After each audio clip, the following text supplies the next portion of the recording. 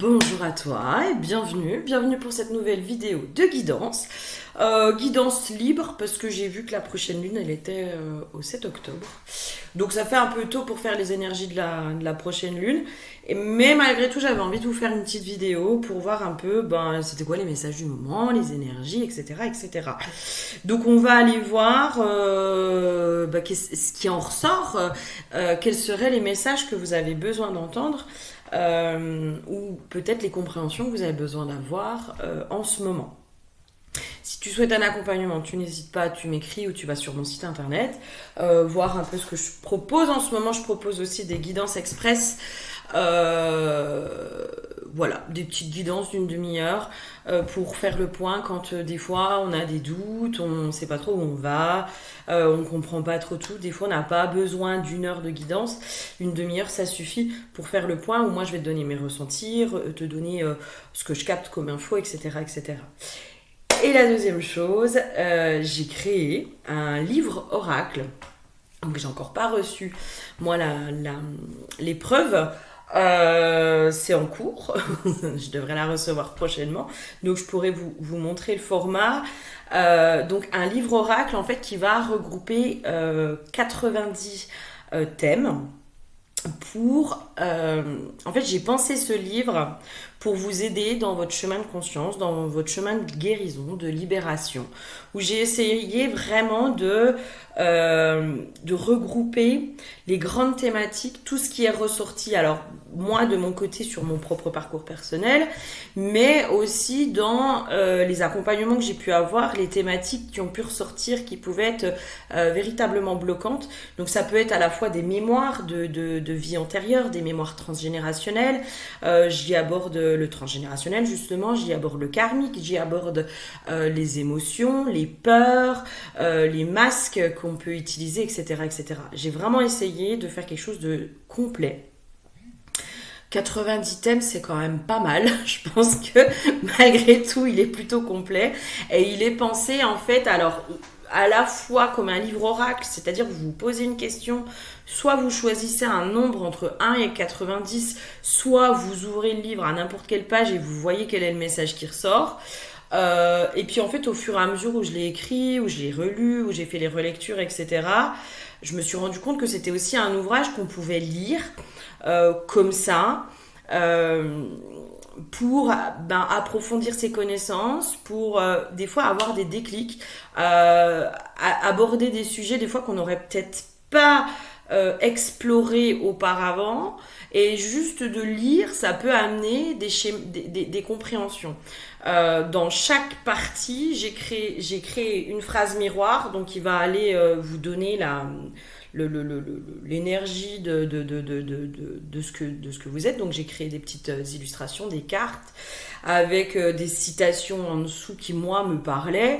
Je vous ai mis dans chaque partie un explicatif aussi sur ce qui se joue, comment ça peut se retranscrire chez vous dans vos comportements, qu'est-ce que ça peut générer comme peur, comme tout ça, une clé de compréhension pour vous aider à avancer et à peut-être réintégrer ce qu'il y a à réintégrer, et un mantra à éventuellement réciter ou à écrire pour pouvoir amorcer éventuellement quelque chose à l'intérieur de vous.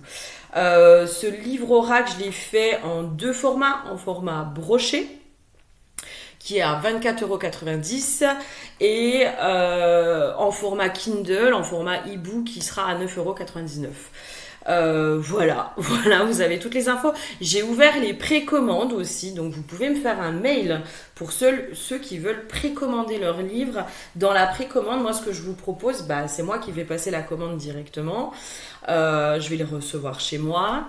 Et ce que je vous propose, c'est frais de port offerts pour l'envoi pour votre envoi, donc vous payerez que 24,90 €, vous ne payerez pas les frais de port, et une petite dédicace personnalisée, voilà, un petit mot juste pour vous dans votre livre pour le rendre encore plus unique et encore plus authentique.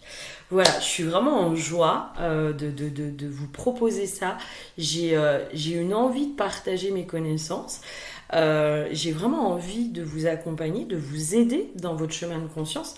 Sauf que je vois bien que mes accompagnements en individuel, ça marche pas des masses. Donc je me dis peut-être commencer à passer à l'écrit mes expériences, mes connaissances, mon analyse aussi à certains endroits. Je vous apporte mon analyse.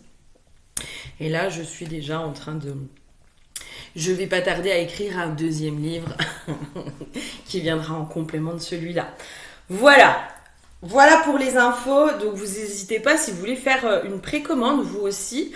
Vous me faites un mail et puis dans la prochaine vidéo, je pense que tout sera en ligne. Donc dans la prochaine vidéo, je vous mettrai les liens parce que pour l'instant, c'est encore pas complètement en ligne. Donc dans la prochaine vidéo, je vous mettrai les liens pour pouvoir avoir accès à cet ouvrage.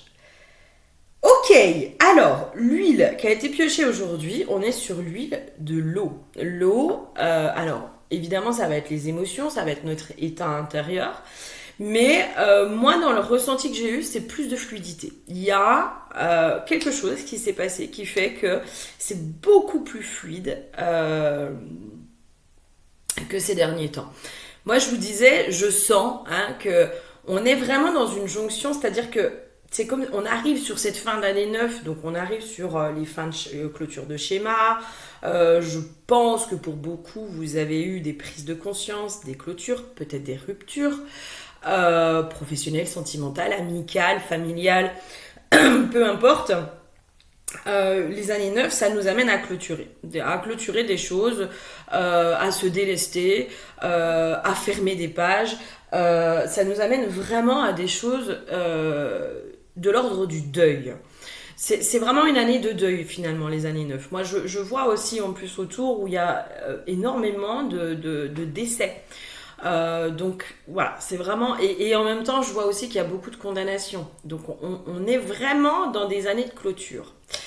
Et là, moi, je sens qu'on amorce déjà, on commence à sentir un peu les énergies de 2026, année 1 pour l'année 2026, où là, on est sur une énergie de renouveau, de renaissance, de nouveaux projets, de nouvelles choses qui arrivent. Moi, je le vois avec l'écriture de mon livre. Ça fait un moment que j'y pense, à écrire, à retranscrire mes connaissances, mon parcours...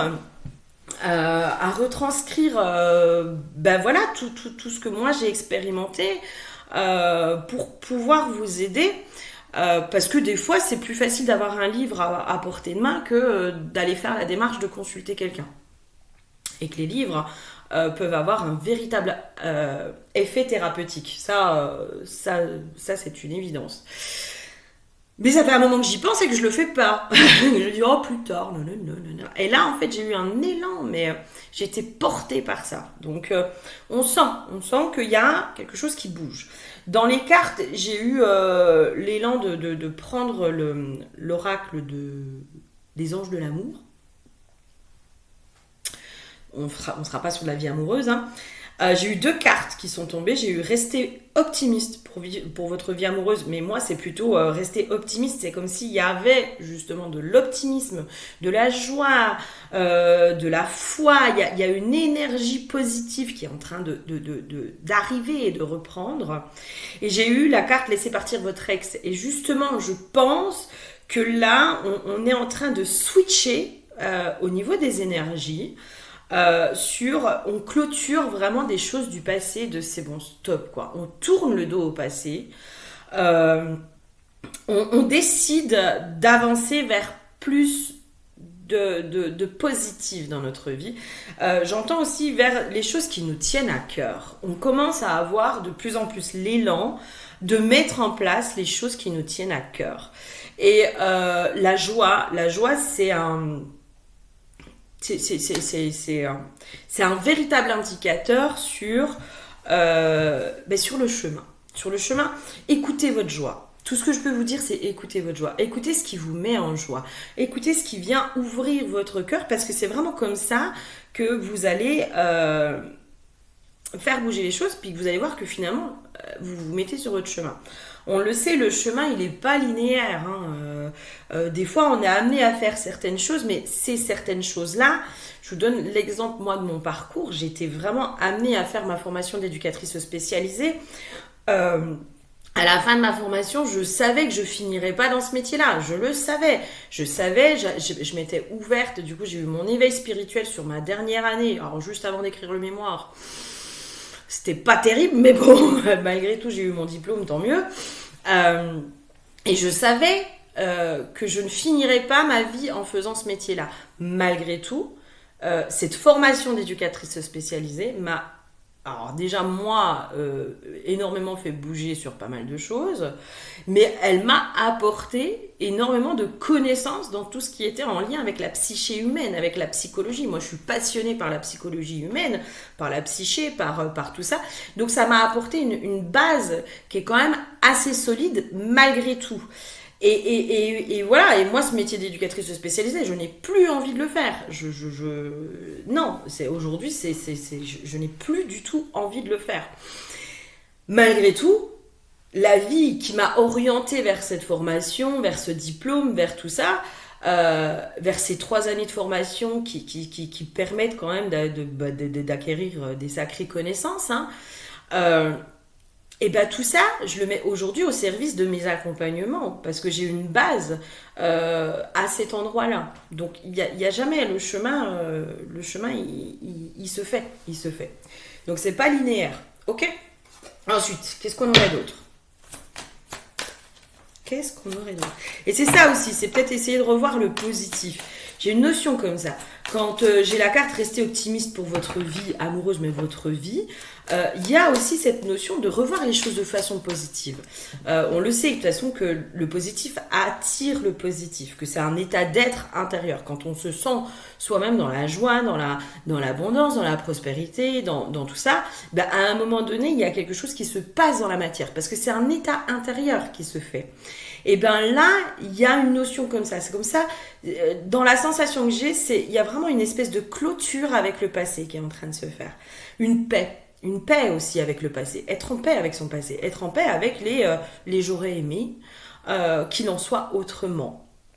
Ah oui, bah je crois qu'on aurait tous aimé ne pas vivre certaines expériences. Peut-être qu'on aurait aimé être quelqu'un d'autre ou vivre d'autres choses. Voilà, moi par exemple, je vous parle de moi. Moi, j'aurais aimé. Moi, dans ma tête, à 25 ans, j'étais casée et j'avais un enfant. Moi, dans ma tête, à 25 ans, j'avais mon premier enfant. J'ai un désir de maternité depuis là. depuis une dizaine d'années. Mais j'ai toujours pas concrétisé ça. Je sais pas si j'arriverai à le concrétiser. Je sais pas si ça fait partie de mon chemin. Et ben j'ai dû et je dois continuer aussi dans ce processus-là, faire le deuil de ça, accepter aussi que la vie, elle m'a proposé autre chose. Et dans les compréhensions que j'ai eues ces derniers temps, c'est ce qui m'a mis en paix aussi avec ça. C'est que à l'époque, à 25 ans, j'aurais eu un enfant, je lui aurais fait porter énormément de mes blessures. Je pense, je n'aurais pas été une bonne mère. Parce qu'il y avait plein de choses où j'étais pas dans la conscience, dans cette analyse. Enfin, j'avais moi-même des choses à régler, à guérir, pour devenir la mère que j'avais envie d'être. Je pense qu'aujourd'hui, je serais une meilleure mère. Voilà, une bonne mère, j'en sais rien, mais en tout cas une meilleure mère. Maintenant, ça m'a permis de faire la paix en me disant que finalement, c'était bien que j'ai pas d'enfant aujourd'hui, parce que ce chemin de guérison m'a demandé d'être complètement recentrée sur moi, m'a demandé beaucoup de travail, beaucoup d'énergie, que j'ai été dans un état d'épuisement complet où j'avais déjà du mal à me porter moi-même. Donc être en couple, avoir des enfants, etc., ça aurait été mais presque... Alors je l'aurais fait évidemment, mais ça aurait été beaucoup plus difficile et beaucoup plus compliqué. Et du coup, de voir les choses sous un angle différent, ça permet aussi d'apaiser. Ça permet de se dire, ben en fait, finalement, ce que j'estimais comme quelque chose de peut-être pas juste, et ben finalement, c'est peut-être juste. Que ça se soit passé comme ça, c'est peut-être juste. Et peut-être que je serai jamais maman, Et ben si je dois faire ce deuil-là, je le ferai. C'est que y a autre chose qui m'attend. Et c'est là où je vous dis, quand on arrive à ce switch par rapport à notre passé, par rapport au j'aurais aimé que ce soit différent. Mais quand on refait un peu le fil, quand on refait un peu l'analyse, quand on voit aussi peut-être la personne que l'on est aujourd'hui, et peut-être que de voir les choses, parce que souvent on idéalise, hein, vous savez, c'est comme les gens qui sont décédés, on les met sur un piédestal, c'est comme... c'est le côté fantasmé, hein, le côté du rêve, le côté du couple. Hein. Par exemple, on va parler du couple, où on fantasme beaucoup le couple. Quand on est célibataire, on idéalise un peu le couple. Alors que dans le concret et dans le réel, c'est pas si simple d'être en couple. Vivre avec quelqu'un, c'est pas si simple. Le quotidien, c'est un tue-l'amour. Ça peut être un tue-l'amour, c'est très compliqué. Et du coup, bah, ça redescend quand même le couple de son piédestal. De pouvoir... être dans le respect de son rythme, le respect du rythme de l'autre, le respect du rythme du couple, etc., etc., etc. Donc, c'est remettre justement les choses dans une réalité, dans un contexte, et de pouvoir prendre conscience aussi de se dire, mais finalement, la vie, elle a toujours raison dans un sens. La vie ne fait pas d'erreur. Moi, plus ça va, et plus je me rends compte que la vie ne fait aucune erreur. Elle se trompe pas, la vie. Le chemin qu'elle nous a fait faire, c'est le chemin qui devait être fait. C'est le chemin. Peut-être que des fois, on s'est un peu entêté puis qu'on a eu du mal à, pourquoi pas. Mais je suis convaincue qu'à chaque fois, c'est le chemin.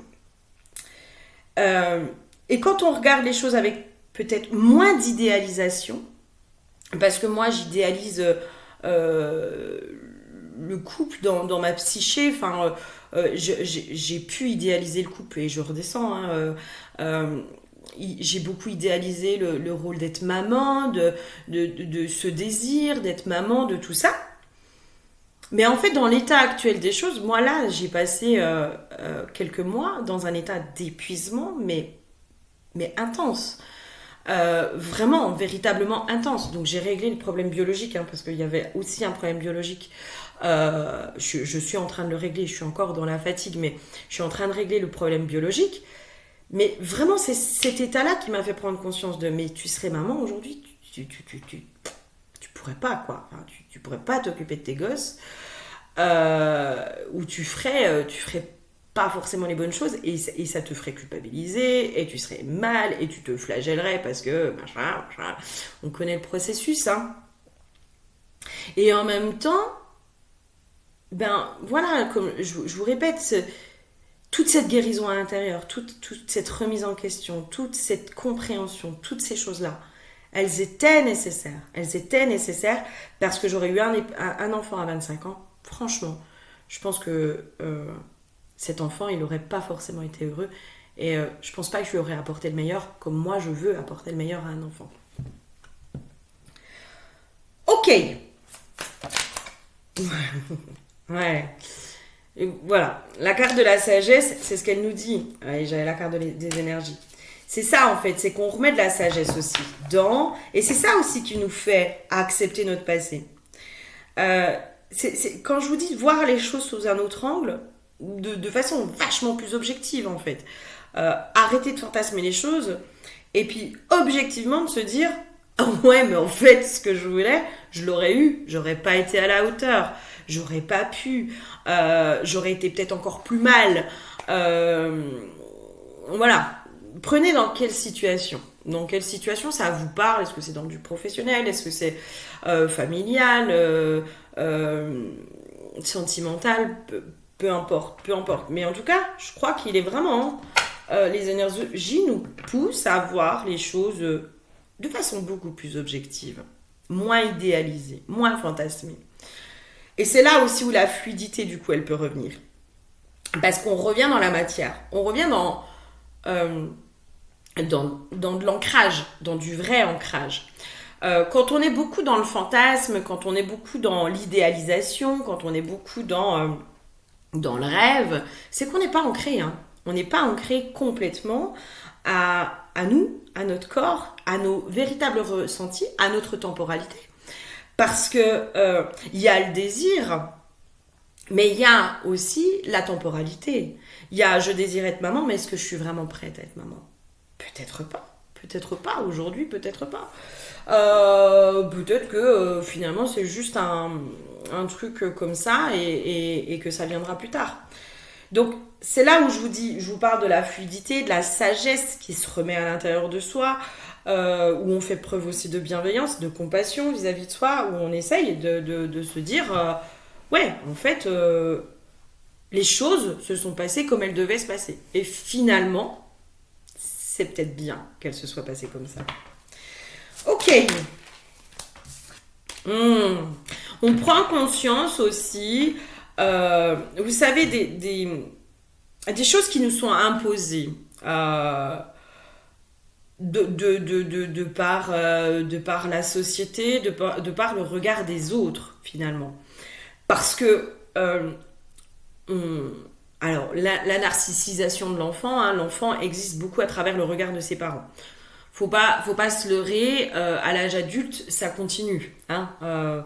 On peut être dans une attente inconsciente de la reconnaissance de nos parents, qu'ils nous voient réellement pour qui on est, de leur fierté aussi, qu'ils soient fiers de nous. Hein, voilà.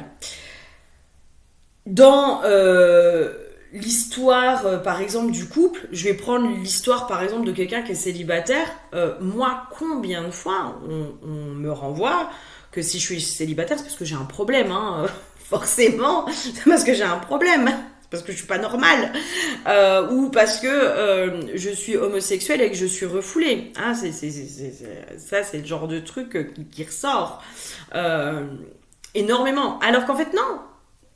C'est juste que j'avais, ou alors peut-être, j'en sais rien, peut-être que j'ai réellement un problème et puis que j'ai encore pas mis le doigt dessus, hein, peut-être, mais non, j'avais besoin de ce temps de retour à moi, de savoir qui j'étais, de connaître mes vraies envies, mes vrais désirs et pas ceux qui sont projetés sur moi, pas les projections des parents, parce que je vous donne un exemple de nos parents, on repart sur les parents dans leurs désirs. Normalement, les parents veulent que leurs enfants soient heureux. Donc, conception du bonheur, être en couple, avoir une maison avec un chien, si possible un labrador ou un golden. Je rigole, hein, mais je force le trait exprès. Avoir une situation stable, être heureux en couple hein, aussi, parce que ça c'est une obligation hein, pour être heureux. Il faut être heureux. Et des fois, ben, on a un peu ces comment dire, ces projections où on a envie inconsciemment de satisfaire nos parents. On sait que eux ils sont bien, ils sont en paix si nous on est heureux finalement. Parce que eux ils se font du souci pour nous. Ce qui est normal. Ce qui est normal, c'est le rôle de parent. Mais des fois, il y a des choses qui peut-être nous conviennent pas. Peut-être qu'il y a des gens, ils sont faits pour être célibataires et ils sont tellement bien dans cet état de célibat que bah, être en couple pour eux, c'est pas ça. Et peut-être qu'il y a des gens qui se mettent en couple parce que c'est la norme, parce que c'est les projections, parce que c'est tout ça. Et qui en fait, si vraiment ils se connectent à eux, à leurs désirs profonds, ils se rendent compte que c'est pas du tout ce qu'ils voulaient, que c'est pas du tout leur désir profond.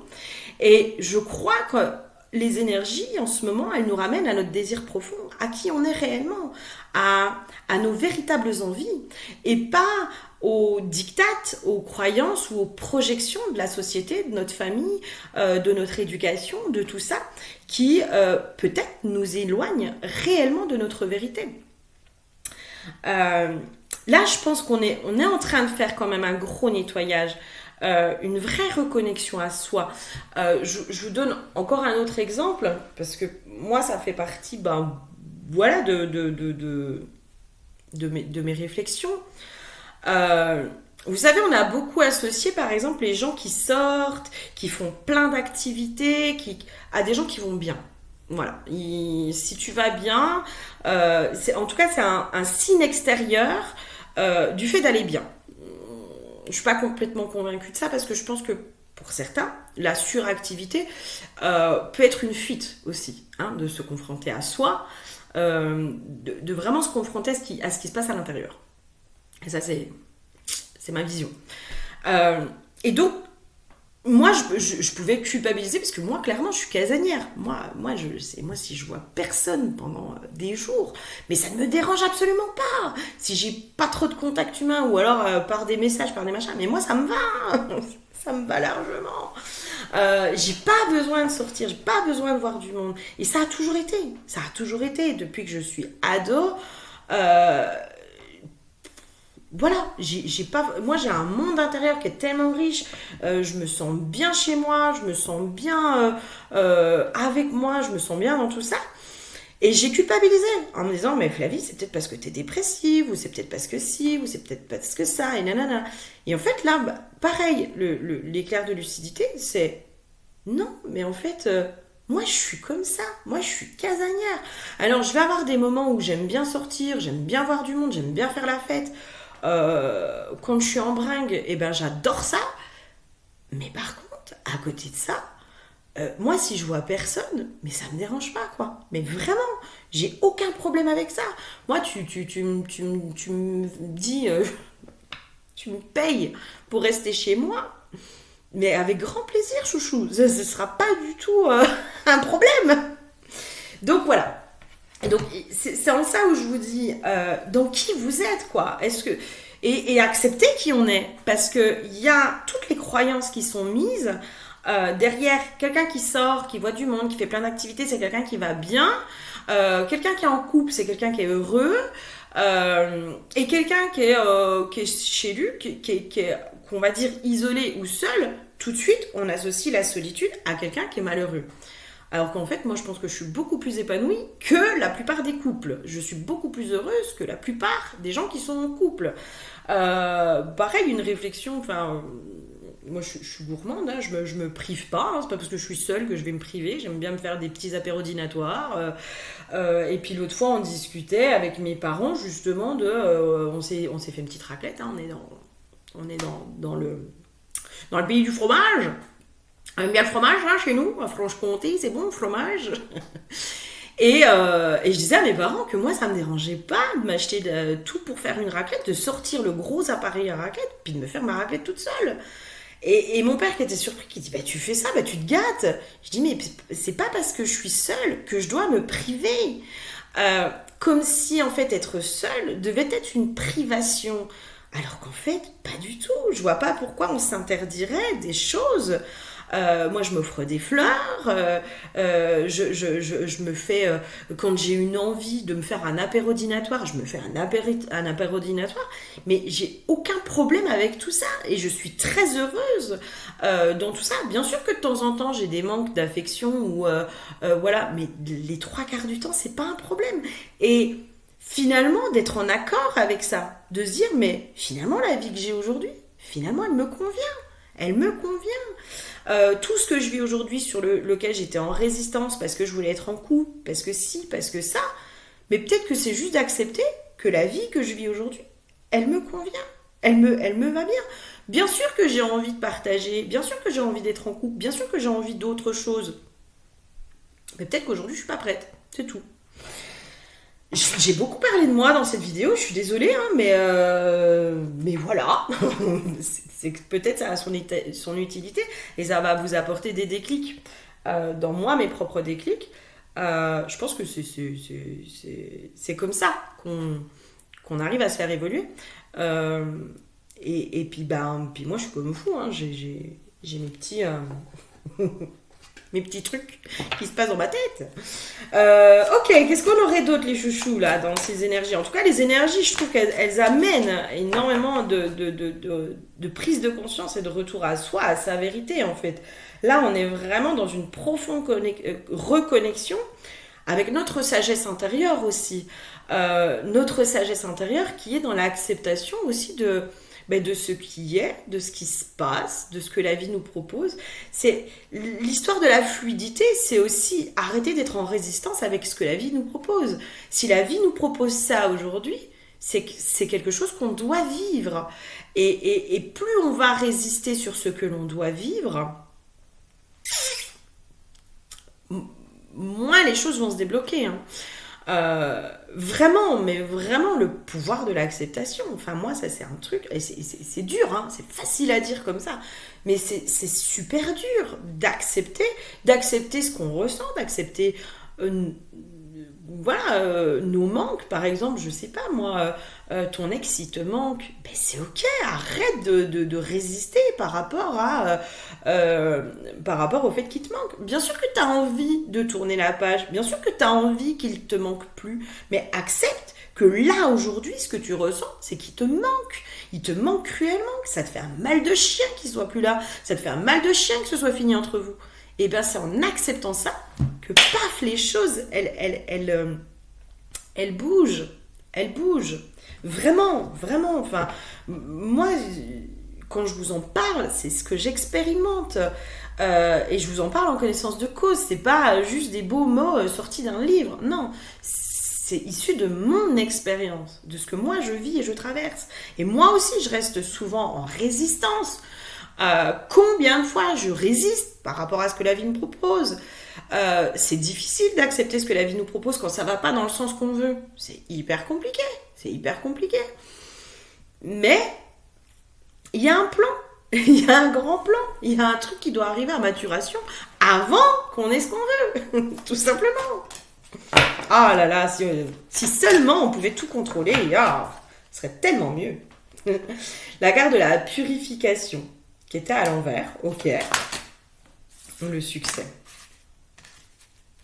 Ouais, le succès, je pense qu'en fait, vraiment dans les énergies, la purification, elle vient nous dire justement toutes nos croyances, où on pense qu'on serait heureux si on avait. Alors, quand j'aurai ça, je serai heureux. Si j'avais plus d'argent, je serais heureux. Si je changeais de métier, je serais heureux. Si j'étais en couple, je serais heureux. Mais en fait, c'est un leurre. Parce que peut-être qu'en fait aujourd'hui, t'es heureux dans ta vie, finalement, t'es peut-être pas si malheureux que ça. Moi, c'est ce que je suis en train de me rendre compte. Que là, aujourd'hui, en plus avec la création de mon livre, mais ça me met dans une joie. Le projet, là, je vais amorcer le deuxième. C'est pareil, ça me met dans la joie. Alors que dans la matière, il n'y a rien qui bouge, hein, clairement. Il n'y a rien qui bouge. C'est juste un état intérieur. Je me sens dans l'abondance, je me sens dans la richesse, je me sens dans la joie, je me sens dans une forme d'expansion, etc., etc.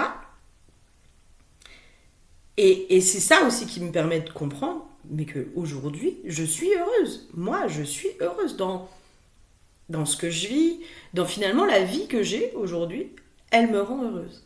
Et pourtant, j'ai été dans je serai plus heureuse quand je serai en couple. Je serai plus heureuse quand je serai maman. Parce que c'est un vrai désir d'être maman. Je serai plus heureuse quand j'aurai plus d'argent. Je serai plus heureuse que... Mais en fait, non, le bonheur, c'est maintenant. C'est un peu ce que la vie, elle est en train de nous dire. Le bonheur, c'est maintenant. Je vais l'écrire, je crois que ça va être le titre. Attendez, parce que je vais oublier après.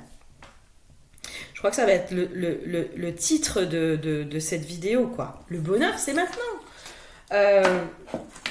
Si on arrête de voir nos manques, et si on commence à voir ce qu'on a, si on commence à se purifier de nos croyances de si, des si, ou des j'aurais aimé, ou des machins, puis qu'on revient juste là, aujourd'hui, ici et maintenant, finalement dans ce que j'ai. Ben moi j'ai un toit sur ma tête, j'ai une maison qui me plaît, dans laquelle je suis bien, j'ai une famille avec qui ça se passe bien, j'ai des amis, j'ai pacifié mes relations extérieures, j'ai pacifié ma relation intérieure. J'ai pas beaucoup d'argent, mais ça, j'ai envie de dire, ça viendra plus tard. J'ai des chiens qui sont extraordinaires. J'ai la chance de pouvoir aujourd'hui avoir le temps d'écrire mes livres, etc., etc. Ben, je suis heureuse en fait. Je suis bien avec moi. Je suis heureuse. Je suis heureuse d'être bien avec moi-même, d'être en paix avec moi-même, d'avoir fait la paix avec moi-même et de continuer à faire la paix avec moi-même. Et ça me rend heureuse. Et c'est là aussi en fait quand on se rend compte finalement de tout ce qu'on a, qu'on se rend compte aussi des leurs. Alors peut-être mis par la société, hein, tu peux être heureux que si tu as ça. On est vachement influencé, hein, qu'on le veuille ou non. Hein. Il y a beaucoup de messages subliminaux qui passent à travers les publicités, à travers les réseaux, à travers plein de choses en fait. Il y a énormément de messages subliminaux qui nous font croire que le bonheur c'est telle ou telle chose. Et ça, je l'ai déjà abordé à plusieurs reprises. Mais en fait, de se recentrer à l'intérieur de soi, puis peut-être de se dire, mais finalement, ça va, quoi. Finalement, ça va. Je vais bien. Et bien ça remet peut-être vraiment dans de l'instant présent. Et c'est ça qui se remet aussi dans l'abondance, en fait. C'est peut-être aussi de se rendre compte que, ben non, t'as pas besoin du dernier iPhone, t'en as pas besoin pour être heureux. T'as peut-être pas besoin du couple aujourd'hui pour être heureuse. T'as peut-être pas besoin de changer de métier pour être heureuse. Peut-être qu'aujourd'hui, la situation, si tu la regardes objectivement, si tu regardes les choses de façon très objective, peut-être que finalement, il y a de quoi ta situation, dans ce que la vie te propose, peut-être que c'est aujourd'hui ce qui peut te rendre heureuse malgré tout. Malgré tes manques, malgré tes envies, malgré tes désirs. Ça n'enlève pas les désirs, ça n'enlève pas tout ça, mais peut-être que c'est ce qu'il y a de mieux pour toi aujourd'hui dans ce que tu vis. Et c'est là où c'est important d'aller voir la culpabilité du rien faire, qui est issue aussi d'une éducation, qui est issue de plein de choses. Là, je vous ramène sur mon livre Oracle, qui va vous aider aussi dans ce cheminement intérieur, de comprendre aussi ce qui se passe. Qui peut vous aider en tout cas. C'est vraiment de pouvoir comprendre en fait qu'est-ce qui se cache derrière mon état intérieur que je n'arrive pas à accepter. C'est quoi la peur? C'est quoi le manque? C'est quoi la croyance? Qu'est-ce qui se cache derrière tout ça? Et en fait, quand on enlève un peu toutes les couches, bah finalement on se rend compte que la vie elle s'est pas trompée dans ce qu'elle nous a proposé. Et que le bonheur, bah c'est maintenant. C'est maintenant, c'est pas plus tard en fait. Il n'y a pas de... Vous savez, il y a toujours... je veux être heureux. Je veux le bonheur. Comme si c'était quelque chose qui était toujours devant nous en fait. Qui était toujours loin aussi. Hein, je serai heureux quand j'aurai ça, etc. etc. Mais... Et si on arrivait à voir finalement le bonheur dans le maintenant, dans des petits plaisirs de la vie. Hein. Le bonheur, je crois que c'est fait de plein de petits riens. C'est fait de plein de petits riens, de petites choses qui font que on se dit, non, mais en fait, finalement, je suis déjà dans le bonheur. Je suis déjà dans l'abondance. Le bonheur, c'est maintenant. C'est pas dans l'avenir. Le bonheur, c'est maintenant. J'espère que ça vous aura parlé, cette petite guidance. Je suis désolée, j'ai beaucoup parlé de moi. Hein. J'ai eu l'élan de vous partager toujours un peu plus moi, mes compréhensions, mon vécu, ce que je vis. Hein, toutes ces petites choses qui font que. Il faut que je vous parle aussi de ça, juste... Là, j'ai fait aussi ce travail ces derniers temps. Hein. J'ai pas rien fait. J'ai fait mon livre, mais j'ai aussi... Et ça m'a fait processer aussi des choses à l'intérieur de moi. Je me rends compte... Là, je suis en pleine réconciliation avec mon masculin intérieur. De reconnaître mon masculin intérieur. Ma polarité masculine que j'ai beaucoup fui, et c'est pour ça que les hommes à l'extérieur de moi me fuyaient aussi. C'est parce que moi-même j'étais dans la fuite et dans la non-reconnaissance. C'était surtout ça, c'est pas forcément la fuite, c'était cette non-reconnaissance de cette polarité masculine à l'intérieur de moi, avec de la colère, avec tout ça. Et j'ai fait un peu ce processus là de prendre soin de mon masculin intérieur, de lui tendre la main, de voir que ce masculin il était blessé, il était il était plein de blessures comme mon féminin à l'époque, comme mon enfant intérieur à l'époque, de pouvoir faire ce processus, de pouvoir le reconnaître, de pouvoir tout ça. Je sens aussi qu'il y a une réintégration, il y a une réunification à l'intérieur de moi, qui porte, qui fait du bien, qui soutient. ce soutien du masculin extérieur que je cherchais énormément, bah, finalement je me rends compte que c'est mon masculin intérieur qui est en train de plus en plus me l'apporter. Et je ressens aussi que cette polarité masculine, à l'intérieur de moi, elle est en train de se guérir, elle est en train de reprendre confiance en elle, elle est en train de tout ça. Et j'arrêtais pas d'entendre qu'il fallait que je vous en parle, parce que ça fait plusieurs fois que ça me le vient. Peut-être que pour celles et ceux qui n'en sont pas encore là, peut-être qu'il est temps aujourd'hui d'accueillir, de reconnaître et d'accueillir cette polarité masculine à l'intérieur de vous. De peut-être commencer à en prendre soin aussi de cette polarité masculine qui elle-même a été blessée, qui elle-même a vécu des choses qui ont été compliquées.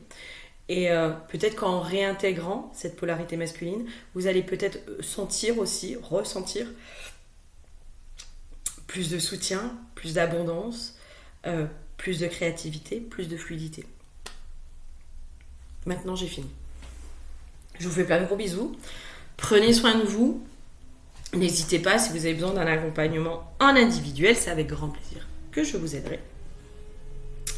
Et si vous souhaitez commander votre petit livre oracle, donc qui s'appelle Lumière sur l'ombre, les clés de ton monde intérieur, et ben vous n'hésitez pas, vous me faites un petit mail, soit en précommande, soit dès que j'ai les liens, je vous les envoie par mail. Je vous fais plein de gros bisous et je vous dis à très bientôt. Bisous bisous.